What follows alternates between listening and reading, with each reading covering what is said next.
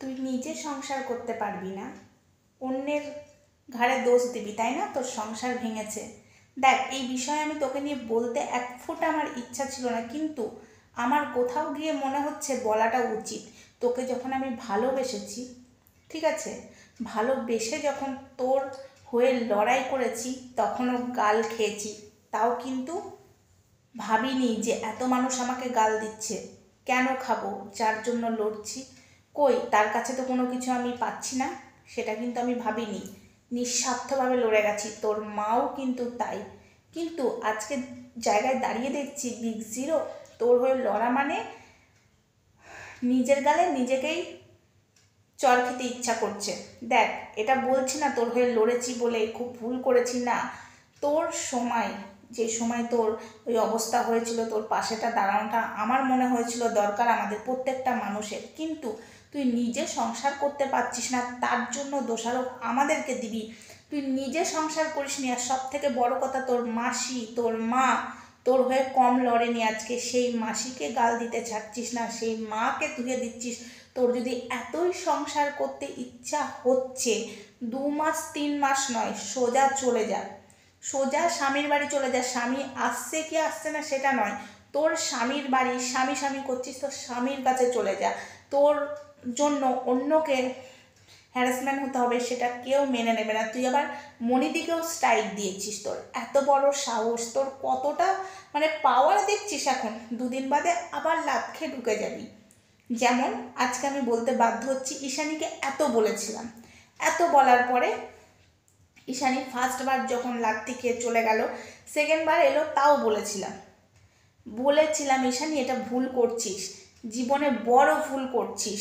দেখ, মা বাবা ছাড়া কেউ নেই। ওই সময় যখন তোর মা বাবা তোকে হাত ছেড়ে দেয়নি, এই সময়ও তোর মা বাবা তোর পাশেও আছে, কিন্তু ওই পাঠার বাড়ি গিয়ে খুব ভুল করছিস, সে কথাটা বলেছিলাম ঈশানীকে। একবার না 100 বার বলেছিলাম। আর ওই ছেলে কারণ নয়, কাউকে ভালোবাসতে পারে না। যদি ভালোবাসতো না, পিঙ্কি পালের মেয়ে, তোকে বলছি, যদি তোকেও ভালোবাসতো তাহলে তুই চলে যাওয়ার পরে ঈশানীর সাথে ঢলাঢলি করতে পারতো না, বা ঈশানীকে যদি ভালোবাসতো, ঈশানী চলে যাওয়ার পরে তোকে বিয়ে করতো না। এটা হলো বাস্তব কথা, আমি যেটা বলেছি।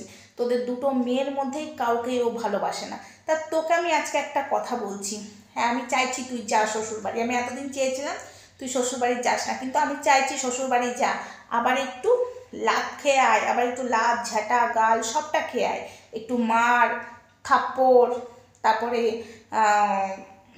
যে মাছটা খেতে ভালোবাসিস সেটা না এনে দেবে, অন্য মাছ এনে দেবে, যা যা যা, একটু যা, একটু খাতির যত্ন করবে তোকে, যা। আমি চাইছি তুই যা, আজকের ডেটে দাঁড়িয়ে বলছি যা একবার, যে খাতির যত্নটা নিয়ে। তখন কিন্তু ঢুকিস না পিঙ্কি পালের বাড়িতে, তপন পালের বাড়িতে। তখন যদি ঢুকেছিস, তখন কিন্তু তোকে ছেড়ে কথা বলবো না। আর পিঙ্কি পাল তপন পাল যদি ঢুকিয়েছে তখন, তখন পিঙ্কি পাল তপন পালকেও ছেড়ে কথা বলবো না। এমনিতেও মারা পারে না, সন্তানকে ফেলে দিতে পারে না মা বাবা। তো আজকের জায়গায় দাঁড়িয়ে বলছি পিঙ্কি কাকিমা, তপন কাকু, এর পরেও যদি তোমরা এই ভুলটা করেছো, ধুয়ে ছেড়ে দেবো তোমাদেরকে। কেন বলছি বলো তো?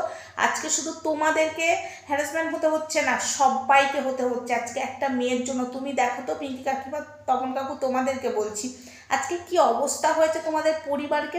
বেঁচে দিচ্ছে নিজের মেয়ে, যখন ওই বিপদের সময় ওর পাশে কেউ ছিল না, তোমরা ছিলে। আজকে দেখো বাজারে নিলাম করে দিচ্ছে। এই মেয়েকে আর দিও না, যাক অনেক তো হলো। বলছে না ছোটবেলা থেকে নিয়ে চলে এসে পাঠিয়ে দাও ওই বাপের কাছে, কত আদর যত্ন করে একবার দেখো। ওই পাঠার কাছেও চলে যাক, স্বামী স্বামী মারাচ্ছে, এখানে বসে আছে, যা স্বামীর বাড়ি চলে যা, এখানে কি করছিস, যা সংসার করবা। একদম কাউকে দোষারোপ করবি না, হাত পা আছে চলে যা স্বামীর বাড়ি।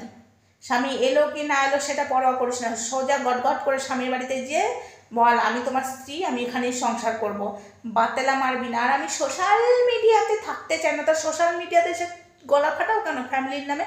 ফ্যামিলি তোমাকে শাসন করছে, তুমি ফ্যামিলি কেচ্ছা না থাকলেও সে কেচ্ছা বার করছো কিসের জন্য? লজ্জা লাগে না? তুমি বড় হওনি? অনেক বুঝিয়েছিলাম, এরপরে আর বুঝানো নাই, যা একবার লাতটা খেয়ে আয়। আমিও বলছি যা সংসার করে আয়। কেস কেস বলছিস না, আগে সংসার কর, কে অফিসার দেখো তুই সংসার করছিস কি সুন্দর, তারপর তো কেস আপনি তুলে নেবে, ওরাই ডেকে নেবে, যে কেস তুলে নিয়ে চলে যাও, যা। তো যাই হোক বন্ধুরা, ভিডিওটা আপাতত এইটুকুই রাখছি। নেক্সট ভিডিও নিয়ে আসবো। তোমার সঙ্গে থেকে ভালো থেকো, সুস্থ থেকো, টাটা সবাইকে।